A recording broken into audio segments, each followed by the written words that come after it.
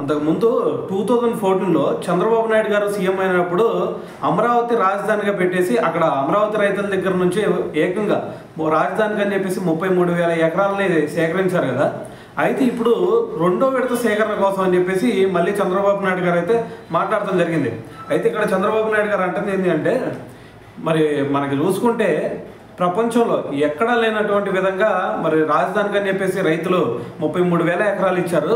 So మరి ఇక్కడ చూసుకుంటే విమానాశ్రయాలు రావాల్సి ఉంది, దాని తర్వాత పెద్ద పెద్ద ప్రాజెక్టులు రావాల్సి ఉంది, పెద్ద పెద్ద సంస్థలు రావాల్సి ఉంది. సో కాబట్టి నేను ఇక్కడే ఆగిపోయానంటే అభివృద్ధి ఇక్కడితోనే స్టాప్ అయిపోయింది. సో అందుకని చెప్పేసి ఇంకా ఇక్కడికి పెద్ద పెద్ద ప్రాజెక్టులు అన్నీ రావాలి అని చెప్పేసి ఇంకా ఈ రాజధాని ఏరియాని విస్తీర్ణం చేయాలని చెప్పేసి అనుకుంటా ఉన్నాను. అందుకని చెప్పేసి మరి రెండో విడత కూడా భూసేకరణ కోసం మేము ప్రయత్నిస్తూ ఉన్నాం. సో రైతుల దగ్గర నుంచి మేము ఇంకా ఎంతైతే అవసరమైందో సో అవన్నీ కూడా రైతులతో మాట్లాడి ఇంకా భూముల్ని సేకరిస్తాం అని చెప్పేసి మరి చంద్రబాబు నాయుడు గారు అయితే దీని గురించి మాట్లాడడం జరిగిందనమాట.